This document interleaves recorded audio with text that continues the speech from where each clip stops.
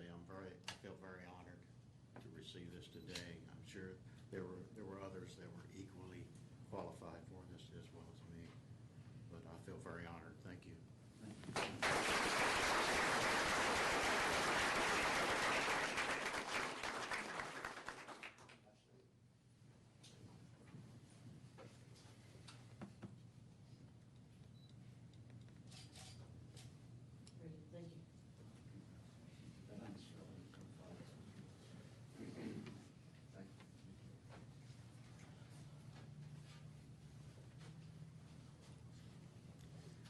Next, we have the 2015 Beautification Awards. And I would like to welcome you to the first annual Mayor's Beautification Award Recognition Program. This award program was developed by City Council to recognize those who have enhanced the beauty and aided in the environmental health of our community.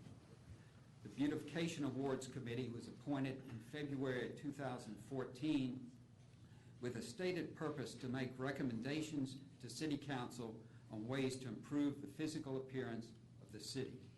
I'd like to recognize and thank the members of the committee who have worked on this recognition program and helped our city so much. First is Robert Grossman, the chair.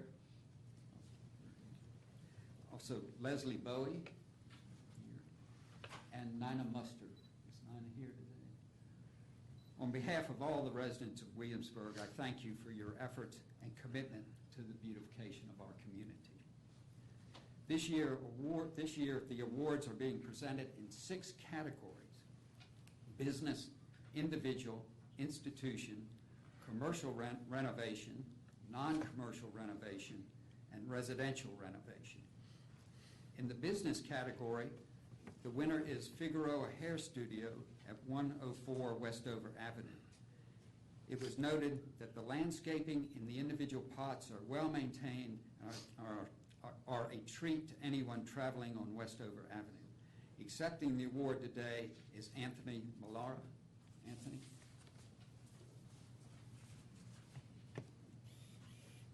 Congratulations.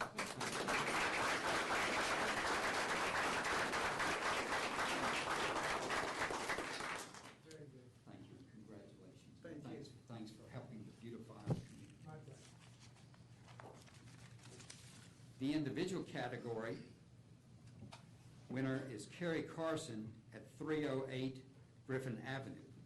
The nominator wrote, "The homeowner has taken a large portion of his property that several years ago was an empty lot and has turned it into an area and turned the area into a beautiful landscape oasis along Griffin Avenue.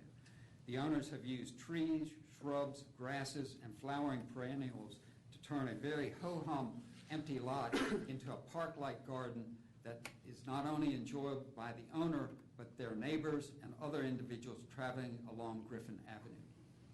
Mr. Carson is out of the country today, but on behalf of the city, we want to thank him for his efforts. The winner in the institutional category is the Williamsburg Landscaping Department at 401 Lafayette Street. The committee noted that the city's landscaping department continually steps up to the challenge of making our city a beautiful place to live and visit. They continue to create beautiful flower beds in the spring, summer, and fall. Accepting the award today is Will Fiddler, Landscaping Superintendent for the city. Will, if you join me.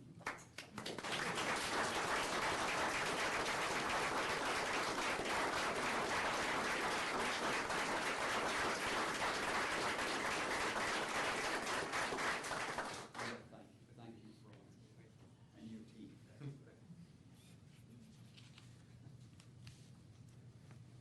The next 3 categories were awarded by the committee based on recommendations from the city's Architectural Review Board.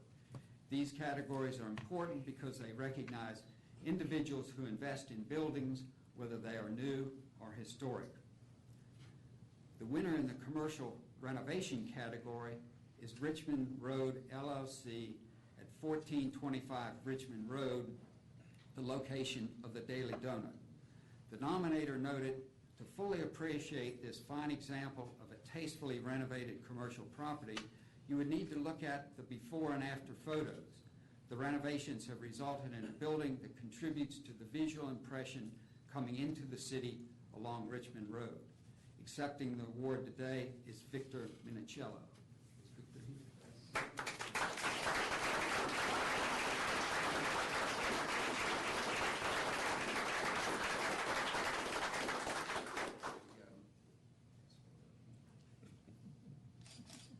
Thank you.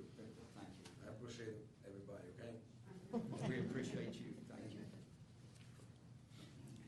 The winner in the non-commercial renovation category is Bruton Parish Church, the rectory at 314 Prince George Street. The nominator noted, "This is a wonderful example of the restoration and rehabilitation of a 1930s residential structure which resulted in bringing this fine example of a colonial revival building back to its grandeur." Accepting the award today is Reverend Chris Epperson. Chris, welcome.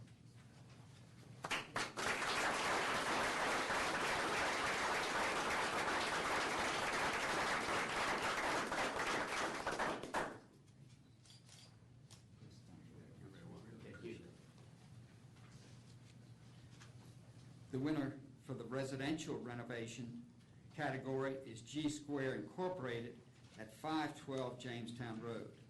The nominator noted this residential structure, which dates from the 1840s with later additions, is an example of a dignified, stately home that suffered from years of poor maintenance. The home was restored structurally and aesthetically, both inside and out, while maintaining much of the existing fabric, with the existing exterior restoration being true to the original structure. This was a job well done while maintaining the historic fabric of this older home in the city. Accepting the award today is former Mayor Gil Granger.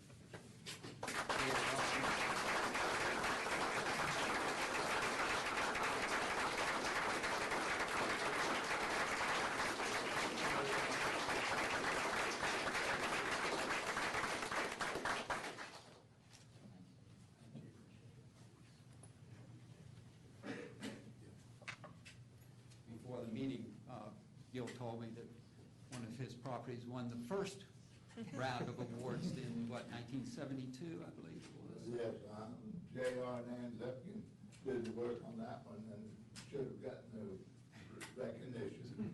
And Gregory and Lisa did the work on this one, so I don't do much. I think they deserve the recognition. Thank you. Thank you.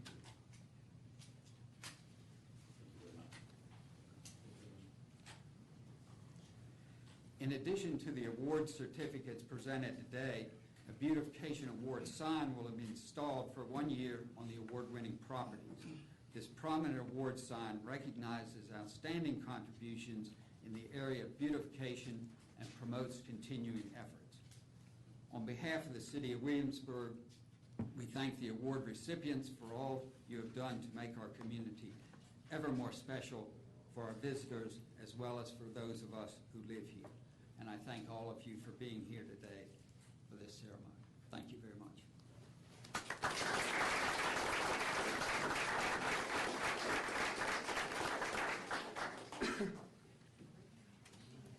The next matter of special privilege is a gift recognition from a Shanghai delegation. Mr. I'm going to turn it over to the police chief. Okay. We received a visitation from a police delegation from China, and I'll let the police chief share with you about that visit and what he received. Chief, welcome. Mayor, City Council.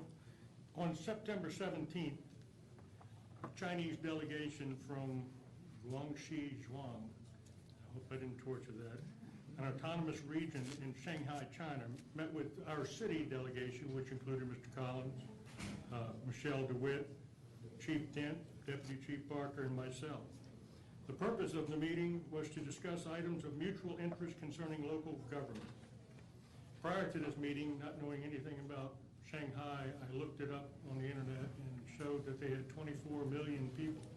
Then I was curious as to what New York had, and they had 8 million people.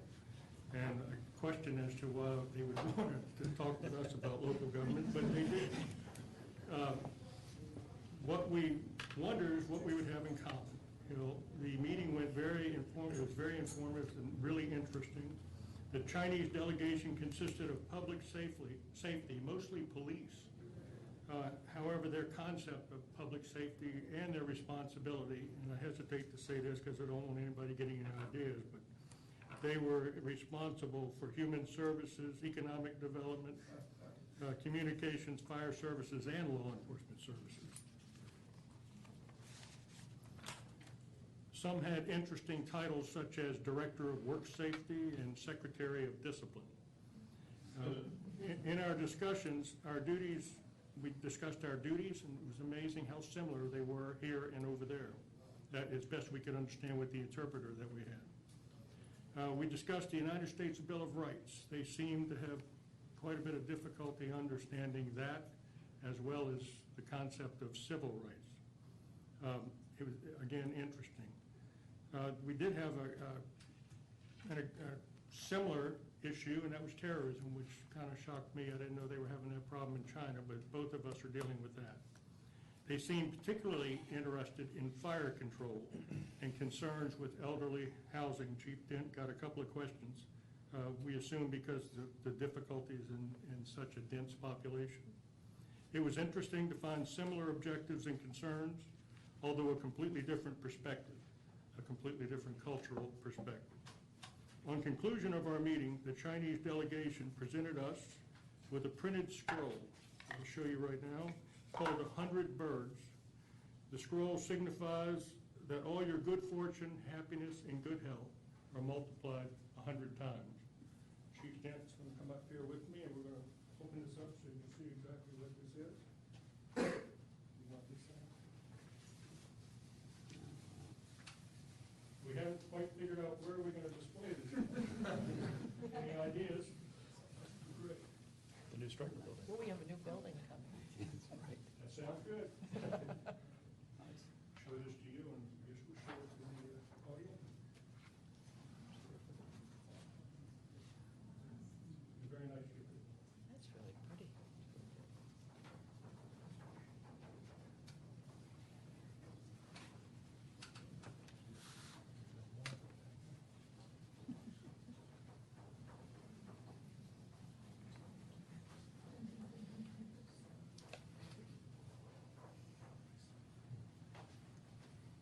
That's all I have. Just wanted to tell you about the gift that we got and how much we enjoyed that meeting with the Chinese. Well, Chief, I want to thank you and everybody else involved in that. And again, those types of communications across borders are terrifically important for all of us. So thank you for doing that. Sure, thank you. Our next order of business are public hearings. Today we have three. The first is a long-term special event request of Colonial Williamsburg Foundation for operating an ice rink on Duke of Gloucester Street, and this is proposed resolution 15-16. And I'll kick off. Okay, Mr. Collins? Special event permits go through the city manager's office, so I'll field this one. The Colonial Williamsburg Foundation submitted an application for the issuance of a long-term special event license for the operation of an ice skating rink within the Duke of Gloucester Street right-of-way to the city manager's office, consistent with Section 9-41 and Section 9-44 of the Code of Ordinances. Colonial Williamsburg is sponsoring operation of a 70-foot by 50-foot ice skating rink by Magic Ice USA. It's available for public use for a fee from November 15th through February 14th, 2016. The vicinity is approximately 311 West Duke of Gloucester Street, which is shown on the map on the screen. The ice rink will operate proposed Monday through Saturday from 10 a.m. to 11 p.m. and Sundays 12 p.m. to 8 p.m. Staff reviewed the site plan and application submitted for consistency with city code and provided initial comments to Colonial Williamsburg Foundation staff. The Colonial Williamsburg staff then submitted a revised site plan to address the comments received. All but 2 items were corrected in the revised site plan. Those 2 items have since been corrected, one dealing with pedestrian access around the site. On the map, you'll see the red square. To the left of that, there's 2 new pedestrian cuts with diagonal lines. Initially, those were narrower. Staff said that human nature is for bikes and pedestrians to work at angles. Colonial Williamsburg widened them. And the other was just a discrepancy between a short-term special event permit that requires insurance for $1 million per occurrence, and the long-term in the ordinance requires $2 million per occurrence. And they've understood, communicated understanding of the $2 million requirement that'll be in the license that would be issued. In meeting, staff made sure that the plans met the ordinance. One of the requirements will be for Colonial Williamsburg to submit pedestrian management plans with the police department in advance of special events in the area to ensure that public safety is met moving around the structure. The utilities running to the structure will not deter pedestrian access. Additional access to the sidewalks will be provided. They've also made sure that the design ensures function of the stormwater systems within the right-of-way, that there's access to adjoining properties, and access to fire hydrants near the location. The applicant will be required to restore the public right-of-way after disassembling the use. The ordinance requires council to hold a public hearing on the issue, and that following that no special event license be issued until following a public hearing. The city attorney drafted the long-term special event license available for your consideration. It's broadly drafted. In addition to the license, the applicant will also be required to comply with all local, state, and federal laws. Any building structure or utilities will be required to get the applicable building permits required by the state and city. They will be subject to all safety and building construction and noise requirements. And if they fail to abide by any license issued, then they'll be subject to revocation of their license and forfeiture of their use of the right-of-way. And with that, staff is available. A broad array of staff participated in the review and are available for your question. The applicant is available. Terrific, thank you. Let me come back to council for any questions before I open the public hearing. Anybody? Mr. Mayor, I would just like to state that as an employee of the Colonial Williamsburg Foundation, I will refrain from discussing this matter and abstain from voting upon it. And any questions for staff Yes, sir. before? If not, I'll open the public hearing. I have 2 speakers cards addressed to this, but if the people filling out these won't mind, I would like to ask the applicant to speak first, and then I'll come to the speakers cards. Okay?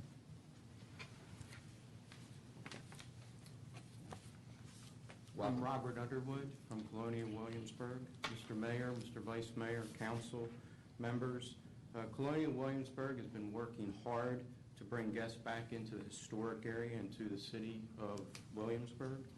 As you are aware, our visitation has declined over the past decade, having an impact on the foundation and the local business and community in the community. It's imperative that Colonial Williamsburg initiate new and different initiatives and attractions to draw new guests and to interest past guests to return. Does this control the slides? Can we advance this? For the pictures? Yeah. Yes, sure. This is a similar photo of what our ring will look like. It will have what they call the clear dasher boards around the perimeter of the ice ring. This is an approximate size of the ice rink. And we have some economic forecasts impact for the city. The Magic Ice USA, who is our contractor who will install this rink, is anticipating for the installation and the removal of the ice rink, they will be hiring approximately 10 full-time individuals for 4 weeks. The combination of our contractor as well as Colonial Williamsburg will be hiring approximately 40 part-time staff for 3 months. I should also point out that it's not noted here is that the contractor will be managing the ice rink, and they will have 2 full-time staff the entire 3 months. Visitors anticipated is 20 to 25,000 with a total financial impact of $900,000 for the city. 250 is directly related to the ice rink itself, and indirect is 400 to 450, resulting in sales tax of $30,000 to $40,000. We have worked closely with the city, the fire and police departments to ensure the ice rink is carried out in a safe and reliable manner.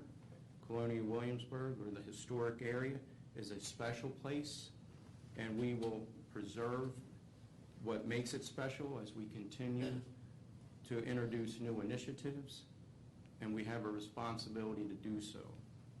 We ask for your support by providing or approving the special events license for the ice rink, and I thank you for your consideration. Thank you, Robert. The first speaker's card I have is Dr. John Whitley.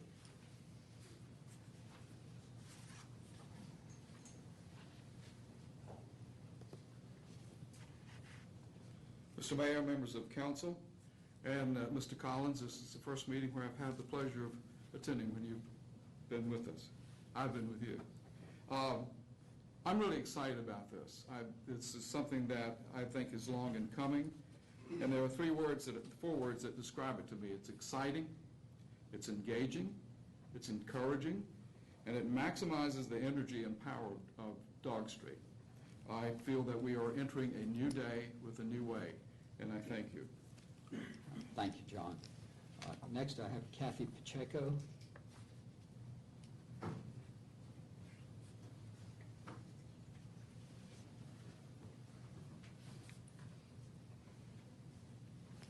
Kathy, welcome. Thank you, Mr. Mayor. Hello, Vice Mayor and council members. So my name is Kathy Pacheco. In addition to being the general manager of the William & Mary Bookstore, I am also the president of the Merchant Square Association. Our association is made up of over 40 businesses within Merchant Square, and I'm here to voice our support of the ice rink. We feel that it would be a tremendous asset to our residents, our visitors, and to our local businesses. I have written testimonials from people such as Bram Klepner from Danford Pewter, Joan Fenton from the J. Fenton Gallery, William Bushing from the Peanut Shop, Janet Lane Roberts from the Ocean Palm, Mary Ellen Power from the Cheese Shop and the Fat Canary, Vicki Bristow from Blink, a new store opening in early next year, and Don and Jerry Pratt of Aromas. And I also have that written if you would like to, if you like that. If you could. Thank you very much. Thank you. Ms. Walton will take those. Thank you very much. Thank you. If there's anyone else who wishes to speak to this matter, if you please come forward and state your name and address. Good afternoon. I'm Karen Karen, Muir, welcome. President and CEO of the Greater Williamsburg Chamber and Tourism Alliance, and I am also in support of Colonial Williamsburg's request today. With my tourism hat on, I believe that this is an excellent opportunity to spur additional economic impact and continue to drive the tourism that we all want for our city and for our community. And with my Chamber of Commerce hat on, I believe that this is also a very good thing for our community. And to echo what Mr. Whitley had to say, I think that it is very exciting, and that the vast majority of the local community residents will be as supportive of this as our visitors and guests to the area, as this is a new activity, something fresh to do on Duke of Gloucester Street, and should spur additional activity and interest in all of the offerings that Colonial Williamsburg has, as well as the Merchant Square Association businesses. So I see this as a win-win, and the Chamber is absolutely in support of this endeavor. Thank you. Thank you, Karen. Ron, welcome. Good afternoon. I'm Ron Kirkland with the WHMA. Mayor Hallman, members of council, thank you for the opportunity to speak today.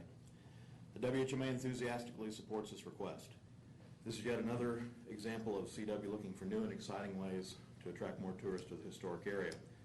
And when we bring in more tourists, everyone in the business community benefits. This is also a wonderful opportunity for local residents to partake in a unique experience that they might otherwise have without the efforts of CW. I took into consideration some of the objections that people might have. Would some feel like this isn't in concert with colonial America at the time, or possibly that it would encumber one's ability to walk, jog, push a stroller, or bike through that part of town. In looking at what's proposed, it didn't seem like getting around would be much of an issue, and even the redirecting of the parade seems to be a good thing.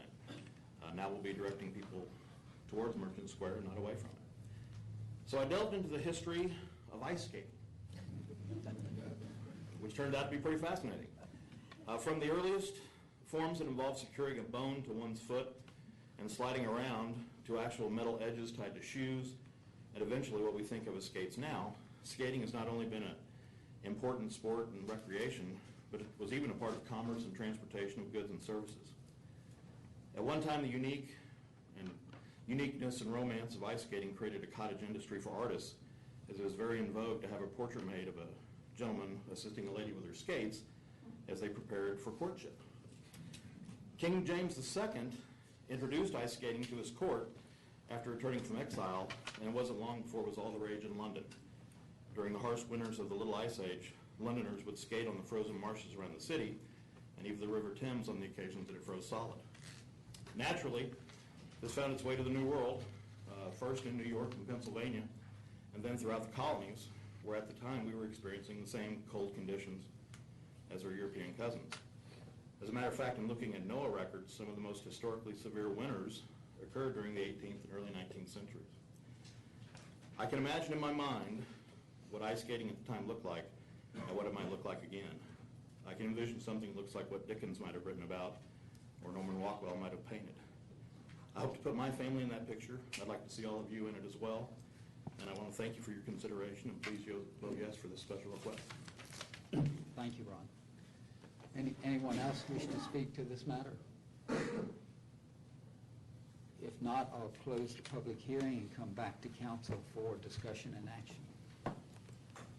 Go first. Yes, you get to go first Count these again. occasions on one hand.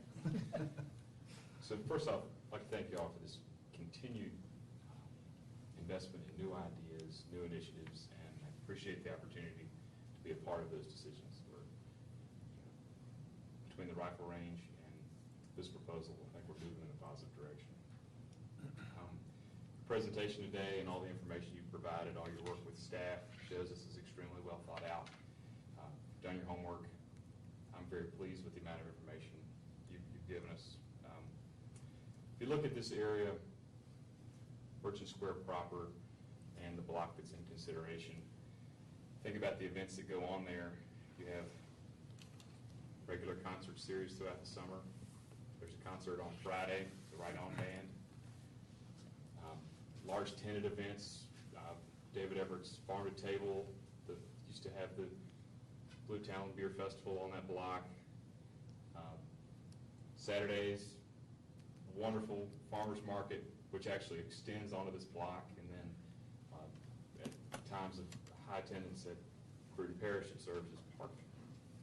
So I see an ice skating rink in this location only as a continuation of this area's role as a community gathering place.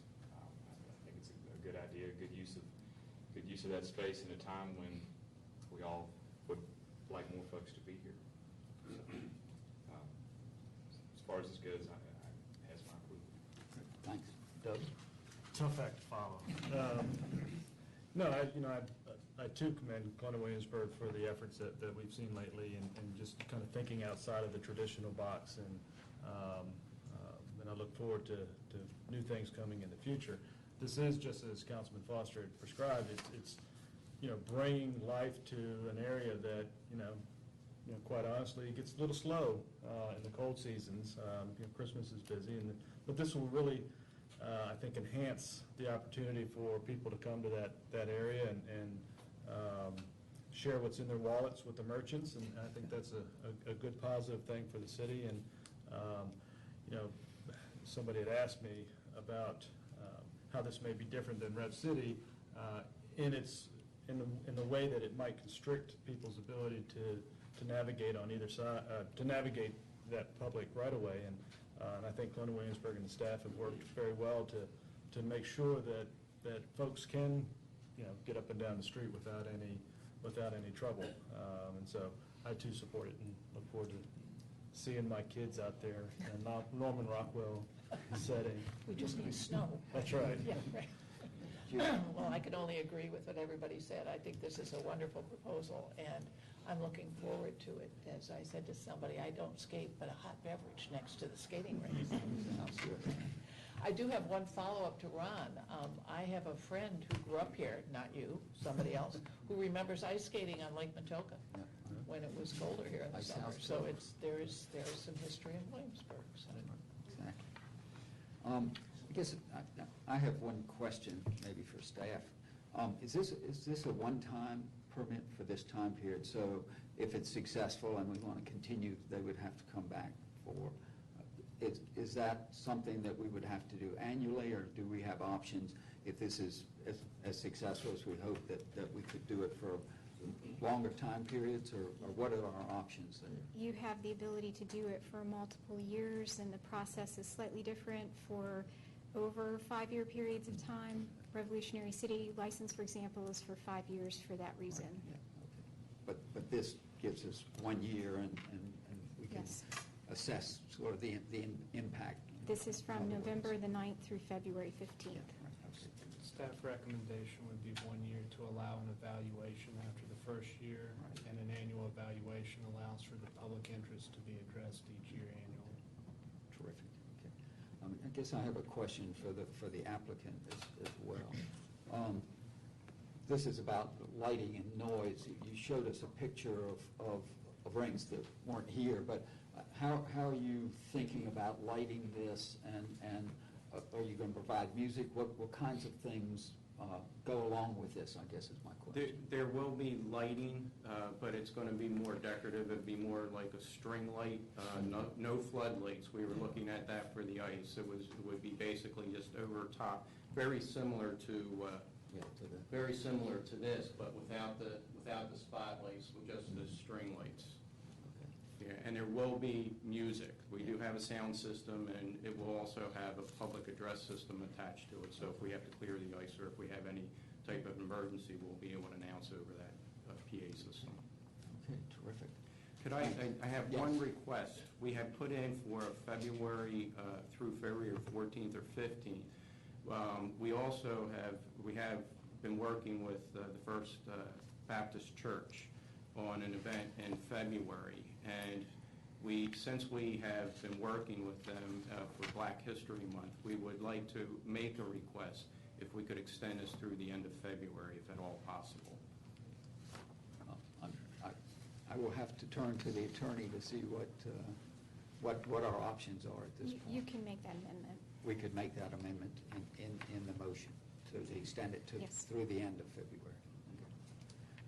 Okay. Well, like other council members, I support this. I think it's will be good for the community, and again, we have a chance to see how it works, and if it's as successful as we think, we can go forward. If unforeseen problems emerge, we can address those. So I think this is something well worth doing.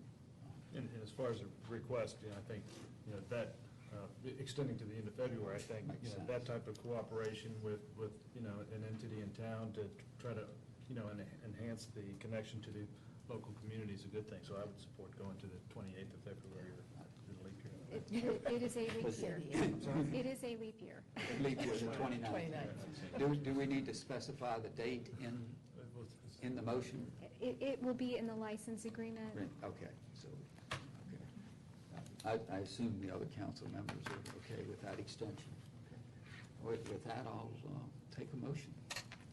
Mr. Mayor, I'll move that City Council approve the proposed resolution 15-16 and long-term special events license agreement and authorize the mayor to sign the approved resolution and long-term special events license agreement between the Colonial Williamsburg Foundation and the City of Williamsburg, providing for the installation and operation of an ice rink on Duke of Gloucester Street beginning on November 9th, 2015 through February 29th, 2016. Second. I have a motion and a second. Jerry, would you call the roll, please? Ms. Newsom. Aye. Mr. Pond. Aye. Mayor Aye. Holman. Vice Mayor Fryland. Abstain? Mr. Foster. Great. Thank you all very much, and thank all of you who spoke on this.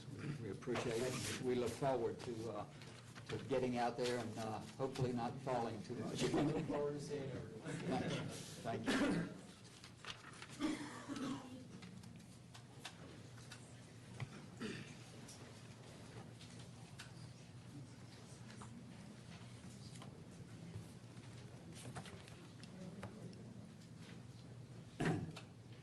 Our next public hearing are zoning text amendments based on General Assembly action, and there are three of these. PRC 15-019, cash proffers for residential construction sunset dates. This is proposed ordinance 15-21. PCR 15-020, provisions for granting a variance by the Board of Zoning Appeals. This is proposed ordinance 15-22. And third is PCR 15-021, action on proposed plats and site plans. This is proposed ordinance 15-23. Chris, is it possible to do one public hearing for all Yes. three of these? Yes. Mr. Nestor? I will not skate around these issues. I will get directly to the point, which is, to put it simply, we don't have a choice. These are mandated by changes in the state code that were made by the General Assembly. The first case on the cash proffers for residential construction, that removes a sunset date that had been removed from the state law. The second case pertains to the granting of variances by the Board of Zoning Appeals, and this is major revisions have been made to the state enabling legislation for Board of Zoning Appeals. The requirement for finding an unnecessary or unreasonable hardship has been replaced with finding an unreasonable restriction, and new restrictions have been added for ex parte communications between staff, board members, and applicants. And the final change is inclusion of a 60-day time limit for processing of approval of site plans that solely involve commercial real estate. To the best of my knowledge, we've always processed our site plans for commercial real estate within this 60-day period. Planning Commission held a public hearing in September and recommended 7-0 that these changes be approved. And to follow the Commission's recommendation, the Commission would need to approve proposed ordinances 15-21, 15-22, and 15-23. Thank you, Mr. Nestor. Let me come back to council for any questions. Yes, we have not much choice here. Thank you, Mr. Nestor. With that, I'll open the public hearing and ask anyone who wishes to address these issues to come forward. Seeing none, I'll close the public hearing and come back to council for discussion and action. There's not really much to discuss. Do we need to vote on these separately? You can take them in one motion. Mr. Mayor, I'd be happy to move the council adopt proposed ordinances 15-21, 15-22, and 15-23. Second. I have a motion and a second. Would you call the roll, please, Jerry? Ms. Newsom. Aye. Mr. Pond. Aye. Mayor Holman. Aye. Vice Mayor third public hearing today of supplemental appropriations for sales tax funds. This is proposed resolution 15-11.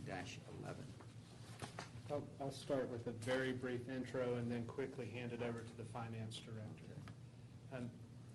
The supplemental appropriation is dealing with our sales tax fund. It's our capital improvement budget.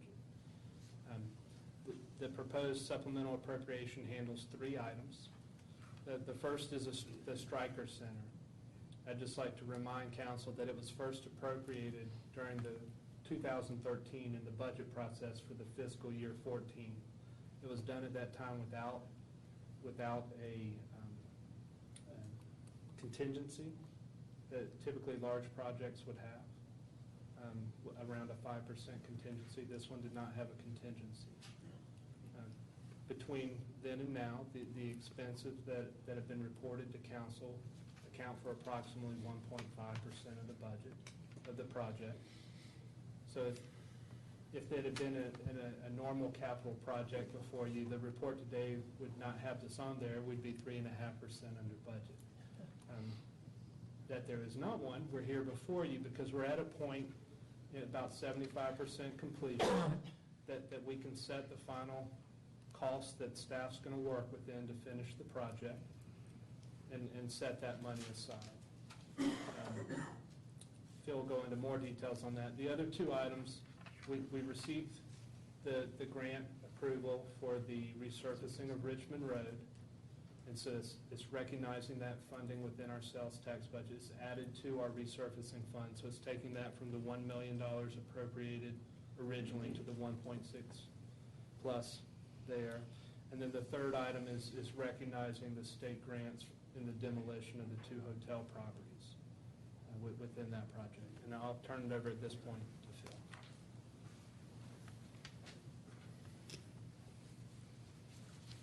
Mayor Holman and members of City Council, proposed resolution 15-11, as Martin, Mr. Collins said, is a budget amendment for the capital projects. I'll start with the Stryker Center. The memo in your agenda packet includes a summary of project costs for the Stryker Center budget itself of $6,264,350. The table also shows construction management and lead certification costs of $278,000. Combined, the project totals $6,542,350. Okay, with Williamsburg Regional Library Foundation contributing in total about $559,000 for the project, and I'll talk about that in a minute here. The city's net cost would be $5,983,167. The Stryker Center project was budgeted at $5.5 million when we did the FY14 budget. The amount was set at a reduced amount after considering a $500,000 contribution from the Library Foundation for construction and up to $250,000 for technology and furnishings. The project did not include a contingency. Since the project is nearing completion, the city needs to appropriate funds for the full cost of the project since we're paying all the bills up front. The proposed resolution increases the project budget by $764,350. There is no need to increase the budget for construction management and lead costs since carryover contingency funds from last year are sufficient to cover those remaining costs. So the project costs are detailed in your memo and include change orders related to soil problems, door security, special inspection beyond those performed by the construction manager, a little bit of additional landscaping, and furnishings for the council chambers and workroom and the kitchen. The construction manager is scheduled to be on site until a certificate of occupancy is issued, probably February. And so these items are essential to the project and were not included in the construction contract. So the contributions from the Library Foundation for building construction, as I said before, total $500,000. They will be repaid to the city in 3 equal annual installments beginning when construction is complete. That'll be probably February or so. City reserves will be replenished over the following 2 fiscal years as the remaining contributions are received. The budget amendment also recognizes about $59,000 of reimbursements this fiscal year to offset technology and door security costs related to the library's presence and operations in the building. Okay, so that's Stryker, and as Mr. Collins said, it's Richmond Road resurfacing. This covers a $607,000 grant from VDOT that we were awarded, so we need to appropriate those funds. And then the demolition of the city-owned motels. If you'll recall, the city budgeted $200,000 this fiscal year in the capital projects fund to cover the demolition. We went to bid in June. They came in about $305,000. So we decided to take that additional money and pay from contingency. So we've just learned recently that we were awarded a $100,000 grant from DEDP. That's $50,000 for each motel. We received the money last week. So we want to put that $100,000 back into the line item, boost it up to $300,000 rather than use the contingency funds. It's just a better matching of expenses with the revenues. So that is it in a nutshell. Okay, thank you, Phil. Before I open the public hearing, let me come back to council for any questions for either the city manager or the finance director. Sure, I have a couple of questions. Mr. Sarah, when the Stryker project was originally approved, the construction of the building, we made some additions after the original decision that included there were some granite steps that were added and some other modifications to the building. We made the decision to hire the construction manager so that we had somebody working on our behalf to just oversee the great work that Daniel and company was doing with Steaming Peas. But some of these other items, like the IT, audio-visual, the door security, landscaping, they're not included in the construction budget because they're not actually being conducted by Daniel and company, or because they're not considered part of the construction of the building? Well, we're doing the appropriation because the money's not, they're not included in the construction contract itself. Mark Barham has gone and done all of the technology work, $330,000. We knew that that was going to be on the city. And we've talked with the library staff, trying to figure out just how much of that work or that big expense needs to be reimbursed by the library and Library Foundation. So we've settled that out. That's included in all these numbers here. But everything else is over and above the initial construction contract. So then the way you describe that is because it's outside of the scope of the original agreement through the public-private partnership on the unsolicited proposal process. Yes. If council will remember, I'm looking at the attachment, the November 6, 2014 memo to council at that time, and it identified sources of revenue for the project at $6,250,000, and then uses or expenses at $6,224,000. The Daniel contract at that time was $5,695,000. Now, when the contract was subsequently approved, it was approved at $5,730,350, so higher than that amount there. That was adding in the granite steps, so that's covered there. That was approved in the contract approval. What we're doing today is taking all the actions and reported costs that have happened all during the project. And we're saying we have the original 5.5 that's in the bank to pay the bills. And we need to move the money from the other places that have already been reported into that same account, so we're writing the checks out of the same account. Everything on the list had been previously reported to council. I think the last thing we discussed was potentially increasing the lead an additional $10,000. That was reported at the work session and site visit to investigate if we can obtain the LEED Silver certification and be more environmentally responsive in the construction of the structure. But this is just a point in the process where you need the money in the bank to pay the contractors to do the work. The landscaping was brought up. The $15,000, the way landscaping is worked now in the contract is the contractor, McDaniels and Company, is responsible for the grove and the sod around the structure. The rest of the landscaping is actually being done in-house by staff. We could put that in operations and maintenance within our normal operating and maintenance budget, but but to me, that's an expense related to this project. And so the $15,000 there is actually materials for in-house staff to do the other work not counted in the project. If in-house staff is unable to do that work, then we'll go through the city process to hire an outside vendor to provide the work.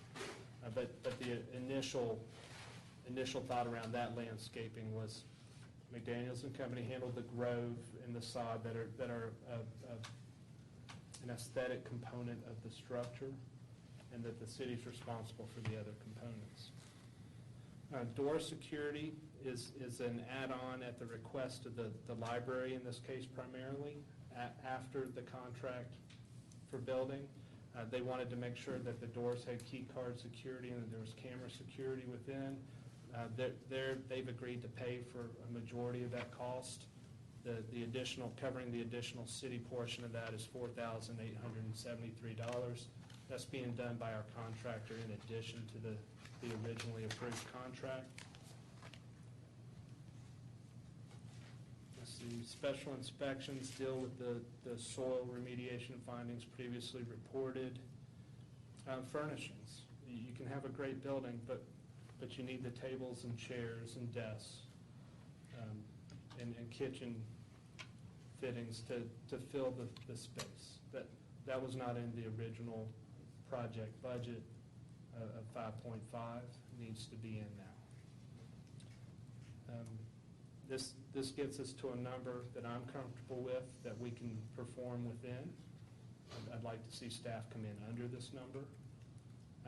There is, looking at the capital contingency part of this, the project, because of the soil remediation, is going 3 months over. That had been previously reported. So that's, instead of the previous amount, there's a little bit more to pay for the construction management during that time and the increase in lead. But that's coming out of capital contingency and not part of the appropriation. But I wanted council and the public to be clear about the total project cost at this time, to get all the reporting that typically happens within a project that you may not see because it falls within that contingency. But in this case, since there was no contingency, we have to do it through here. We need to have a public hearing because the total appropriation exceeds 1% of our capital fund. And so we're here before you today to get the project ready for closeout. Thank you. Yeah. So what we're in a sense doing by this action is, to put it in the context of what somebody might do in a regular house, so we're moving money from our savings account into our checking account so we can pay the bill. You got it. Okay, thank you. Scott, anything? Doug? As we move forward through we've got 25% of the building to go for 75% done.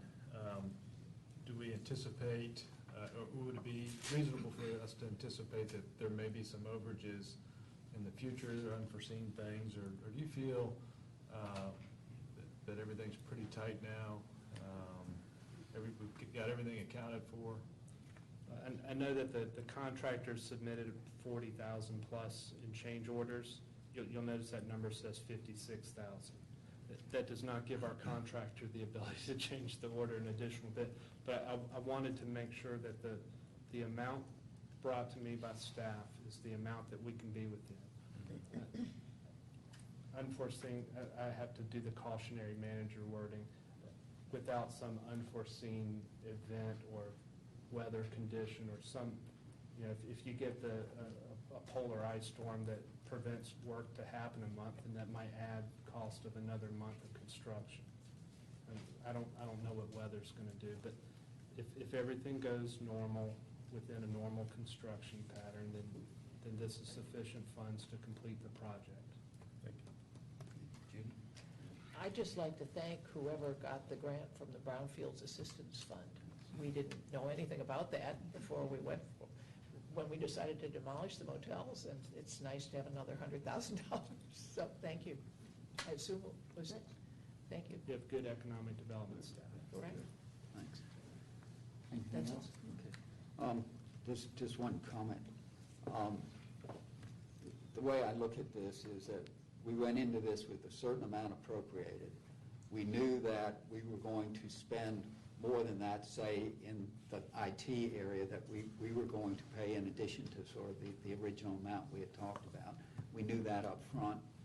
And we also made some changes, the granite steps, we hired the management team on the basis feeling that we're a fairly small organization and managing a project of this scope would be, rather than diverting our staff time of people who already have plenty to do to this, to bring in a management team would be prudent for us to do, and the lead certification, so that what we've done here is, as Mr. Freiling put it, we're taking money out of savings account, putting it all in one place so it can be spent out of that one place. But many of those additional expenditures were things we either knew about going in or things that we added in the process, and council added them. Is that a fair assessment? Yeah, the decisions to spend the funding have been made in advance. Right, by council. And we're also paying up front the money Right, that the will money be from the reimbursed library. for by the Library Foundation. Right, we can't convince the contractor to take installments over the next 3 years. But the firm that we hired for the management of the construction, independent of Daniel and Company, was already appropriated, and we approved that in the previous budget. So Yeah. that's. Yeah. But now it has to be brought into this overall budget, is that? Well, that's separate. It's a whole So that's a separate- separate. That's separate from the capital budget still. That was approved through capital contingency, and it remains there. That's for a special services. But that's money that, we had We were already spent- voted already to spent. spend that Yeah. money Exactly. back in whenever it was. And you already made that decision, so I won't explain the benefits of your prior decision. But I just draw that distinction, so it's not something that staff and council wasn't aware of. Right, so, exactly. Okay, any other questions, comments? If not, I'll open the public hearing and ask anyone who wishes to speak to this matter to please come forward and state your name and address. Seeing none, I'll close the public hearing and come back to council for discussion and action. I think we've had a fair discussion. Yeah. Mr. Mayor, I move that City Council approve proposed Resolution 15-11, a resolution amending the sales tax fund budget for the City of Williamsburg, Virginia for the fiscal year ending June 30, 2016. I have a motion and a second. Would you call the roll, please, Jerry? Ms. Newton. Aye. Mr. Pond. Aye. Mayor Hall. Aye. Vice Mayor Fryland. Aye. Mr. Foster. Thank you all for participating in these public hearings. The next agenda item are reports. First are the monthly financial statements. Mr. Collins, anything in particular to point out? I do not have any at this time. I'd be happy, or Phil would be happy to answer any questions you may have from your review of the documents. Any questions on the financial reports? Not, then what about monthly department operating reports? Anything in particular? Not at Point this out. time. Any questions for the city manager? Next are city manager reports, and we have three. The first is the assistant voter registrar position. Thank you, Mayor. The city manager's office was in receipt of a request from the voter registrar. The voter registrar has an existing half-time permanent position that's unfilled at this time. And due to the upcoming election load and workload in the coming years, requesting that position be increased to full-time. In addition to the number of elections, the amount of election law and requirements surrounding that have become more challenging with recent legislation and require additional staff. The electoral board and voter registrar also brought a comparative analysis of staffing of like communities in Virginia that demonstrated that Williamsburg was a little understaffed within that position. And so they presented us the challenge. Can we increase the existing half-time vacant position to full-time?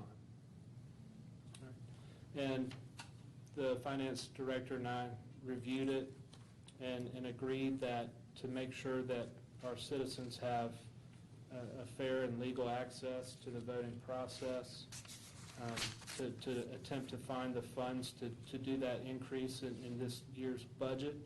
And we were able to identify funding within our budget by appropriating funds from the city manager's salary line item, the difference between past salary and current salary of $22,412, as well as the existing registrar part-time salaries of $18,000 to be able to fund what it would cost to hire someone and staff that person from November 1st to the end of the fiscal year, $40,412.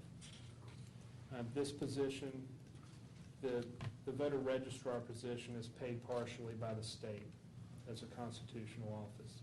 The current part-time position is paid 100%, including the part-time benefits by the city.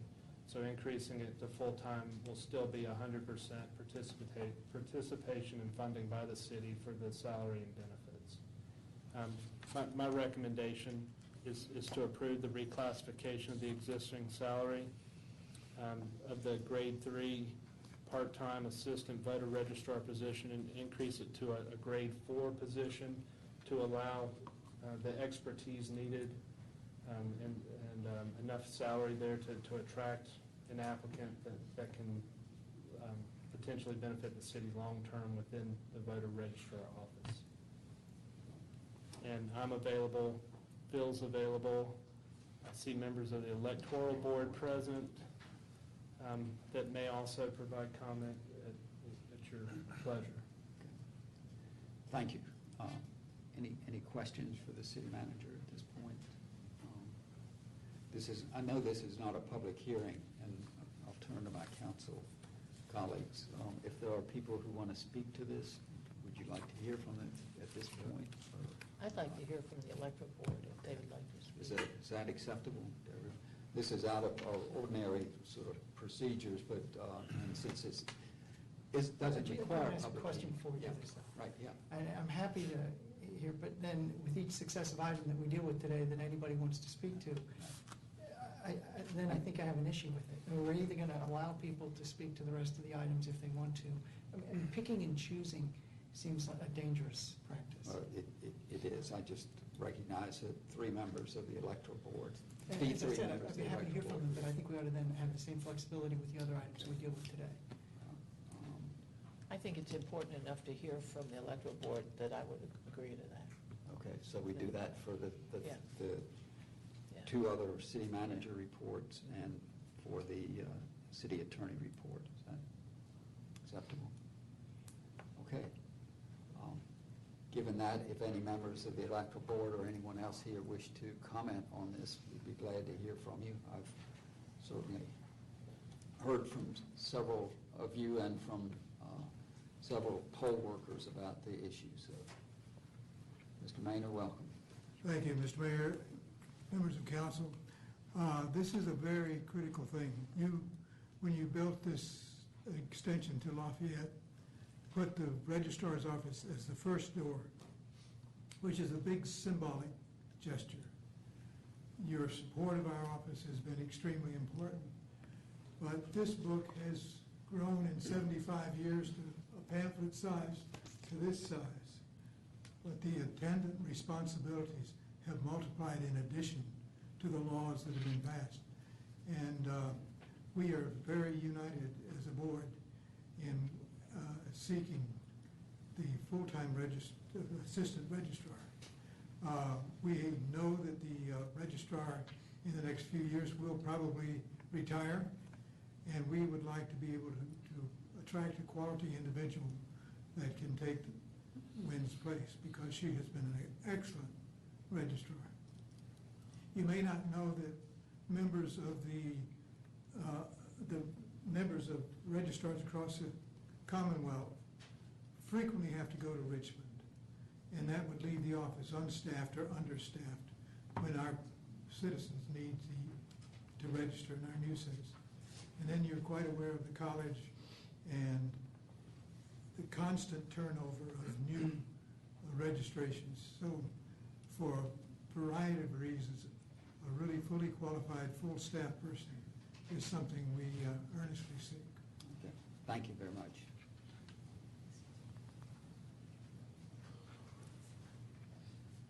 Ms. Alport, welcome. Thank you very much. I'm a member of the electoral board also, and you may already know this, but between November 2015 and November 2016, we will have 5 elections. It's a banner year.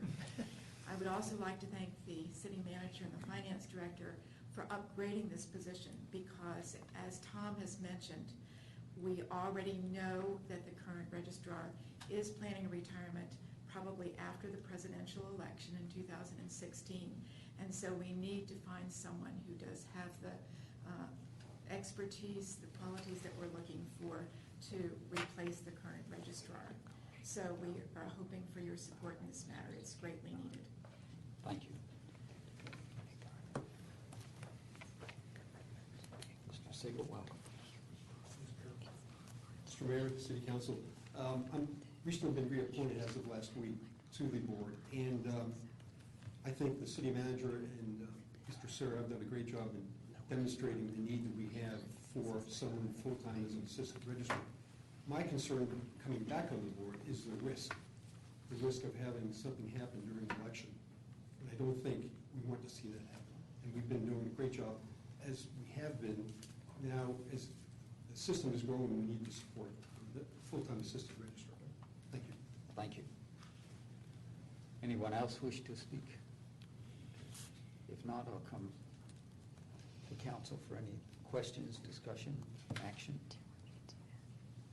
Yeah, to me, one of the most telling things, excuse me, I don't know that was specifically mentioned, other than by Mr. Collins, that we have this comparative voter registrar staffing document. And when you look at that and realize the resources that other communities much smaller than Williamsburg put towards their registrar's office compared to what we have, I mean, that's a compelling argument about why we should consider moving a part-time position to full-time. Again, as was mentioned, if past practice is any indicator of future behavior, we know there's going to be a push to register college students both this year and next year in advance of the city election and in advance of the presidential election. And that's going to create an additional volume of work for the staff, and then the complexity of the rules as they change. And I think as we all see in our participation in the process, there's more and more paperwork that attends each application for a candidate, and that makes more work for the registrar. So I fully support this. And just to give an illustration, because folks can't see the document, there are communities as low as 7,000 voters that have more staff in the registrar's office than we do, and we have 10,490. Now, that's a testament to the good work that Wynn and her team are doing, but I think it's time to give them a little more help. I agree. The electoral board deals with this directly, and it's their recommendation. I support that. Yeah, and I do as well. I think I think we all want to make sure that the budget, doesn't grow unnecessarily, but I really don't see this position as being unnecessary, and it's certainly not one that you can outsource. We can outsource, people to cut the grass or do some other things, but this is a technical position that's going to require, somebody who's trained and knows the laws, and so I support it as well. As I do, for all those reasons. And I would also comment, this is one of those unfunded mandates from the state, and that, in our legislative agenda, this is an example we can bring to our legislators about why sort of these unfunded mandates become increasingly burdensome to localities. And, Mr. Mayor, I just wanted to point out to council that this is effectively a funding decision for council because the electoral board hires the registrar and the registrar hires the assistant registrar. And while we have an agreement with their office regarding certain levels of certain agreements with how the office is going to be run, those decisions are not made by the city manager or the city council. They're made by the electoral board, the registrar. Any other questions, comments? Thank you, Chris. I'll take a motion. Mr. Mayor, I move that City Council approve reclassification of the existing salary grade 3 part-time assistant voter registrar position to a salary grade 4 position with permanent full-time status. Second. I have a motion and a second. Would you call the roll, please, Jerry? Ms. Newton. Aye. Mr. Collins. Aye. Mayor Coleman. Aye. Vice Mayor Fryland. Mr. Foster. Aye. The next city manager report is the Monticello Avenue multi-use path. This is proposed resolution 15-13. And I'm going to ably hand it over to our able city engineer, Aaron Small, to handle the item. Aaron, welcome. Thank you, sir. Mr. Mayor, members of council. City staff is requesting for permission again to apply for Transportation Alternatives Program funds from VDOT for construction of a multi-use trail along Monticello Avenue from Traver Drive at the entrance to the William Mary School of Education west to Ironbound Road near the courthouse. The Transportation Alternatives Program redefines what was formerly known as the Federal Transportation Enhancement Program and consolidates these types of projects with the Safe Routes to Schools and Recreational Trails Program. The Alternatives Program is intended to help local sponsors fund community-based projects that expand travel choices and enhance the transportation experience by improving the cultural, historical, and environmental aspects of the transportation infrastructure. The program does not fund traditional roadway projects or provide maintenance for these facilities, but instead focuses on providing for pedestrian and bicycle facilities, community improvements, and mitigating the negative impacts of the highway system. The program typically provides 80% federal funds and a 20% local match and is locally administered by the city through VDOT, much in the same way that we administer our revenue sharing programs. For fiscal year 16, the total statewide allocation of $18.8 million was approved by the Commonwealth Transportation Board, making this a very competitive process. When we applied last year, our project was the highest ranked project in Hampton Roads that did not receive any funding. This was due mainly to a focus by the Transportation Board and the Regional Transportation Planning Organization to close out numerous uncompleted projects that had previously received partial funding. Our project was considered one of the new projects at the time, and now that we're reapplying, it'll actually get a previous project designation, so that'll actually help our chances. The project consists of the construction of a 10-foot wide multi-use asphalt trail parallel to Monticello Avenue in the College Woods area, and it includes street lighting for both the roadway and the trail. The roadway segment has no existing pedestrian accommodations, no lighting, narrow bike lanes, and no shoulder, which creates a pedestrian safety concern for residents and students traveling between the College, Newtown, High Street, and Midtown. The trail would cross College Creek near its eastern terminus using the existing turn lane for the School of Education to minimize environmental impacts to the wetlands upstream of the campus and Lake Matoka. The right turn lane is no longer required since the school was built, converting it from the hospital. Total project cost is estimated at $1,250,000 with TAP funds providing funds of $1 million and local matching funds of $250,000. Project awards will be announced at the Commonwealth Transportation Board meeting in June of 2016 with the funds available the following month in July. The photo you see here is of a similar section of the Virginia Capitol Trail in Charles City County through the wooded section. And it kind of gives you an idea of what we're proposing along Monticello Avenue, albeit I believe our trail will probably be a little closer to the road so that we can provide street lighting for both facilities. And I'd be happy to entertain any questions you may have about this proposed project. Thank you very much. Any questions? One question, please. Mr. Small, you've talked about federal funds and you've talked about funds coming from VDOT. So are these federal funds that pass through VDOT? Yes. And VDOT has the discretion then at the state level to determine to which projects the funds are awarded? That is correct, yes. This is the Commonwealth Transportation Board that makes those decisions. They make the final decision. It falls upon the board with a recommendation from various metropolitan planning organizations as well. Scott, any questions? No, this is really nice to see this back on the docket again after we got really close last year. This is an issue that I've been talking about for a long time, so glad to see some progress. No, I'd agree. I think it's a road that's in desperate need of some attention, and this will make it happen if we get approved. Oh, I agree. I was on that road Tuesday, and there was a bicycle going along next to the car, and it was way too close. No, it's a real safety issue. Yeah. If this gets approved, 80% of the funding would come from the federal state level, and then the 20% Comes local from match. the local area. And there we've been working with the city and the College of William and Mary to That's make correct. that. An update on that, we have a verbal commitment from the college to provide half of that 20%. And we'll be working on a formal written agreement to that effect, so that if the city is funded, there will be a written agreement in place between the two institutions on that payment. If not, if we fail to achieve that, then any decision made to accept the VDOT funds in June would be with the realization that the city is exposing itself to the full 20% potentially. Terrific.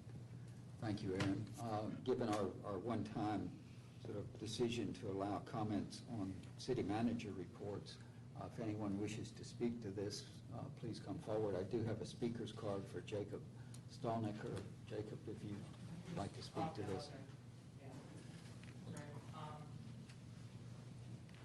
Thank you for being here today. Yeah, sure, no problem. I just wanted to again come and voice the student body's support for this, because it's a really great opportunity. I know I could go through a bunch of stories where, people want to go to Newtown, want to go to some of the shops and the great restaurants up there, and they can't access it or don't feel it's safe. So if we had a path there, I think it'd be open those businesses up to a lot more customers and open students up to a lot more opportunities for, going out. So thanks, guys. Yeah. Really Jacob, if you would remind those in the audience and Oh, viewers. sorry, yeah, I'm who you are and what role you play with the Student Assembly. Yeah, sure. I'm the Public Affairs Secretary for the Student Assembly, and so I do a lot of the City Council stuff. And Jimmy's my Undersecretary for Williamsburg. He's sitting in the back there. But yeah, no, I think it's a great idea, and I hope we get it. So thank you all for pushing this last year and this year. Terrific. Thank you, Jacob. Anybody else wish to? I would like to, since Jacob just spoke, just commend the Student Assembly for writing a letter of support for the city for this project to submit with our application, as well as the College of William and Mary administration for doing the same. Thanks. Can we make the road only one way so that they can't go spending money? Yeah, we want them to come from Newtown. I think we'll put a toll gate.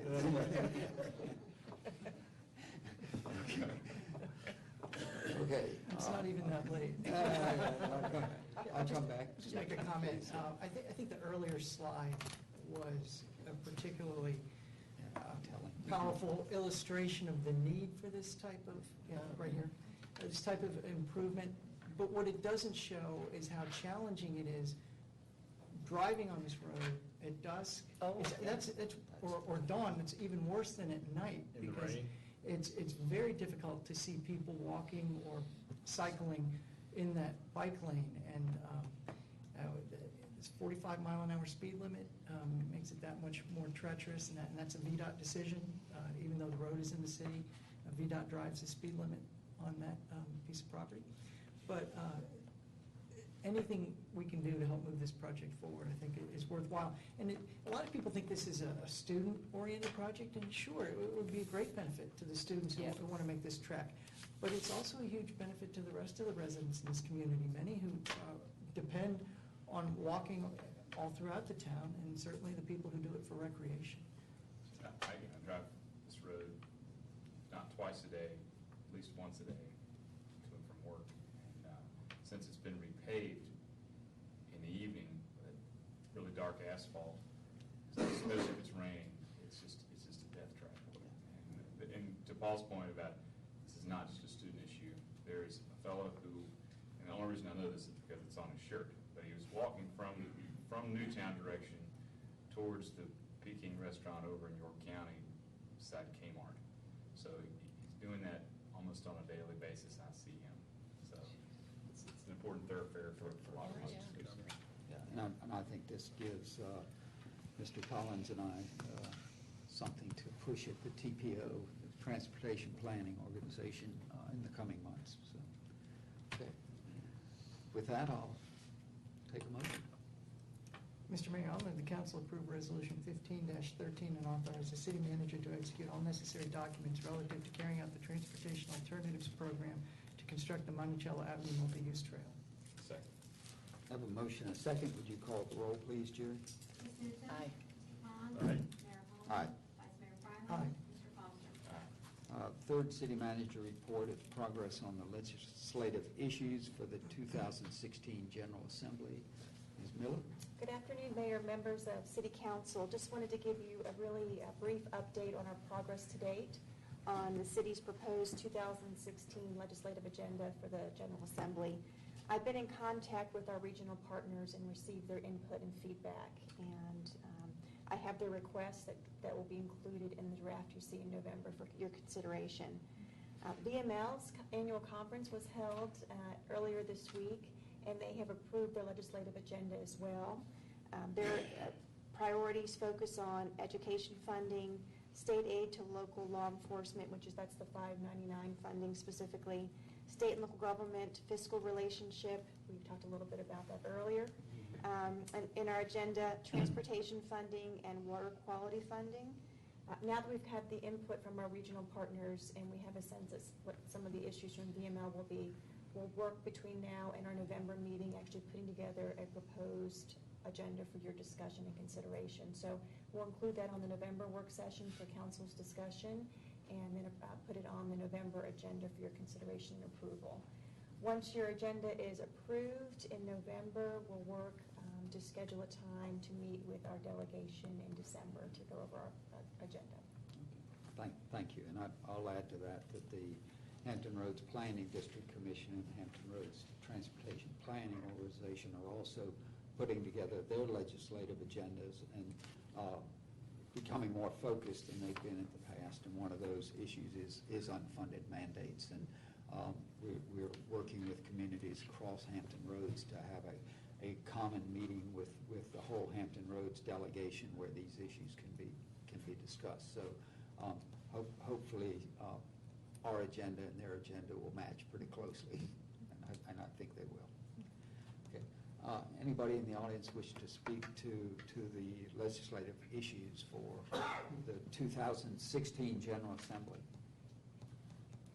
If not, that brings us to city attorney reports, and we have one, and this is confirming and ending the emergency declaration. This is proposed resolution 15-17. A housekeeping matter for council in anticipation of the potentially extremely severe weather last week. Mayor Hallman executed as allowed by city code an emergency declaration on behalf of the city. That has to be confirmed by council, and the state code also requires the council to take some appropriate action to end the emergency declaration. And so attached before you have resolution 1517, which does both of those things. If you have any questions, I'd be happy to answer them. Any questions from council? This is pretty straightforward. One question, it's tangentially related to this. Mr. Collins, do you have a sense of what impact the storm had financially on the city? I would need to get back with you. My general sense is little to none. We took some proactive measures of cleaning out storm drains, of making sure our reservoir level could hold the water that we anticipated. We took affirmative public information action to make sure the public was informed. We participated in Virginia emergency management calls and calls from the governor's office in preparation of the storm. Beyond that, there were no costs. I just point out, something we should be immensely thankful for. See, look at what folks have been dealing with in South Carolina. I mean, they're having a terrible. Norfolk. Well, Yeah, Norfolk, Hampton, and Pocosin having a lot of flooding as well. Would you comment briefly, please, on why we do this, even? Yeah, the emergency proclamation allows, if there are certain purchases that need to be made, that typically we would have to go before council and get approval. In an emergency environment, you can't wait for that. You have to go make the purchase and get the work done to keep people safe. So that it allows you to waive some rules that the city typically follows, especially in purchasing. Also, it aids in the reimbursement of city expenses from the state and federal agencies. The governor stepped forward with a statewide declaration of emergency. Local governments follow suit. If we do have, I think to Councilman Frylin's question as well, if we did have reimbursable costs within that, and we will evaluate that, then that provides some ability to recoup that cost. And as a legal matter, the city has an emergency plan. Right. And the declaration activates that plan. Right. Okay. Thank you very much. In keeping with our one-time decision, does anybody wish to speak to this? If not, I'll come back to council for a motion. Mr. Mayor, I'll move that council adopt proposed ordinance 15-17. Second. Have a motion and a second. Would you call the roll, please? Ms. Newsom. Aye. Mr. Pond. Aye. Mayor Holman. Aye. Vice Mayor Fryland. Aye. Mr. Foster. Next agenda item is unfinished business. I believe we have none. I'd like to say, I should have said this during operating reports, and I didn't, but we all have a new email system, and I think it's wonderful. And I understand it went out very smoothly. Thank you, Mark. So it really, mine's much better. I don't know about anybody else's, but I really like it. So. I'm seeing lots of nods from staff. Thank you, Mark, for the good work. Those transitions are never easy, but you've made it easy for us, so thank you very much. Appreciate that.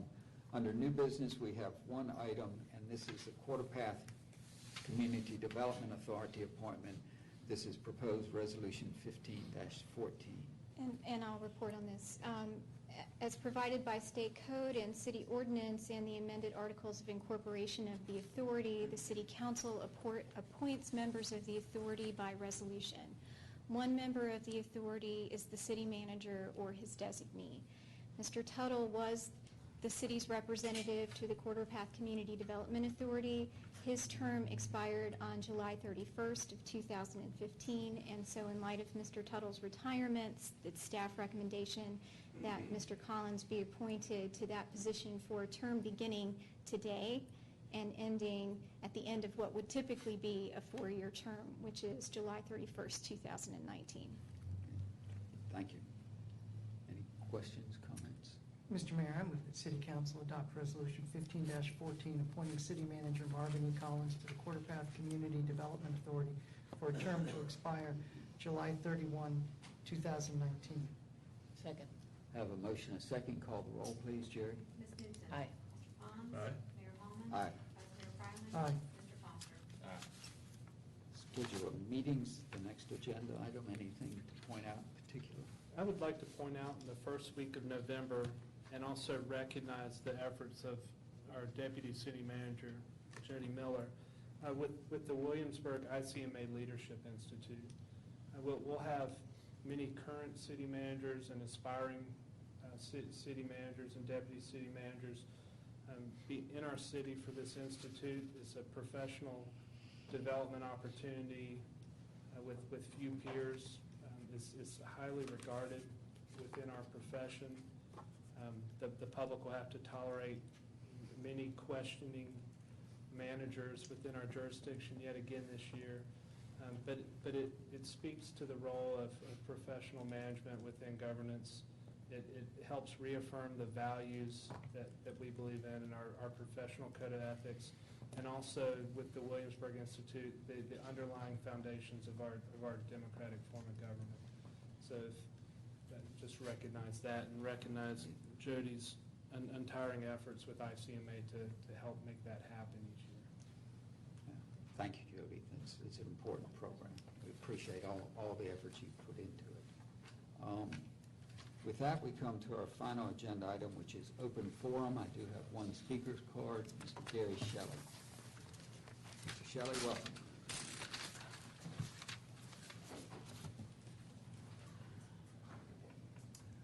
Thank you. I am Gary Shelley, and I live at 205 Indian Springs Road. I wish to expand on some of what I spoke about at last month's council meeting. I said it is the duty of our government officials to respond to citizen concerns. I mentioned that we have rules of order and procedure, and that in order to ensure honesty, transparency, and trust, these rules must be followed. I would like to commend Mr. Freiling for taking exception a little bit earlier in the program today when he recognized that there can be consequences for changing rules. Certainly, record keeping is one of the checks and balances that we use to ensure honest government. We began this meeting today, as we always do, by approving minutes of recent meetings, including the City Council retreat. These minutes are mandated by law, as all of you in council are obviously very much aware. I've spoken numerous times about the scandal involving the purchase of 110 Harrison Avenue in March 2006. Council's actions were met by an immediate and unprecedented firestorm of protest on the campus. Many citizens not affiliated with the college community, were angered and baffled at the council's actions. With the help of public records, freedom of information laws, and citizen oversight, the public learned at a much later date about the shady involvement by some of our city officials in the affair. 3 years after Council's March 2006 approval of funds for 110 Harrison, and with losses on the property accumulating at an alarming rate, a diligent citizen noticed the Council had neglected to provide minutes for a Council retreat that was held just 5 days prior to voting on the issue. More than 3 years after the retreat, Council finally approved the minutes, submitting the city manager's agenda. In spite of the highly unusual nature of the 3-year tardiness of the minutes, Council made no comment, hoping, I guess, that no one was paying attention. Mayor, you've heard me say in previous appearances that you have created a climate in which you do not hold yourself accountable and you do not hold each other accountable. The purpose of my appearance here today is not to discuss the merits of Council's disastrous decision to provide funds for 110 Harrison. Rather, I am here to hopefully shed light on how you operate. I would like to know if the submission of the city manager's agenda as minutes is sufficient to satisfy legal requirements. Like most citizens, I know very little about FOIA requirements. If an issue is discussed by council, doesn't the law require that the minutes reflect that it was discussed? In June of 2014, Ms. Shelton mailed me a letter. I believe she sent a copy to each of you in council. And she stated that specifically that the issue of 110 Harrison Avenue was not discussed at the March 4, 2006 retreat. I asked her how she knew that to be a fact, and she responded that, and I quote, "Minutes are taken at each meeting of City Council. The minutes do not reflect any specific discussion of 110 Harrison Avenue." Ms. Shelton is badly in error. The issue was discussed at length at the meeting, but you wouldn't know that from reading our official public record. 3 days after the retreat, the Daily Press headlined the issue, reporting that at the retreat, the 110 Harrison proposal was discussed as part of a program designed to keep college students from living in neighborhoods close to the college. Perhaps now that Mr. Collins is in attendance, this will be sufficient to compel you to address all matters which are of concern to your constituents. Perhaps today you will for once respond. Certainly, We want to know whether or not the retreat minutes satisfy FOIA requirements. But more importantly, we want to hear directly from you, Mayor, why you have repeatedly ignored citizen requests for response on so many occasions. Thank you very much. Thank you, Mr. Shelley. Anybody else wish to speak to any item? If not, I believe we have closed session. This may take a moment. Please don't turn the timer on. Mr. Mayor, I move to go into closed session pursuant to Section 2.2-3711 of the Code of Virginia for the purpose of discussing two personnel matters per subparagraph 1 concerning appointments to boards and commissions and a personnel complaint, one property matter per subparagraph 3 regarding disposition of city-owned property of which discussion in an open meeting would adversely affect bargaining position or negotiating strategy of a public body, and one legal matter per subparagraph 7 for the purpose of consultation with legal counsel and briefings by staff members, consultants, or attorneys pertaining to actual or probable litigation concerning an employee complaint. That's it. Have a motion? Second. A second. Call the roll, please, Jerry. Ms. Newton. Aye. Mr. Pond. Aye. Mayor Holman. Aye. Vice Mayor Aye. Finn. Mr. Foster. We'll take a 5-minute recess and come back into closed session. Thank you all very much.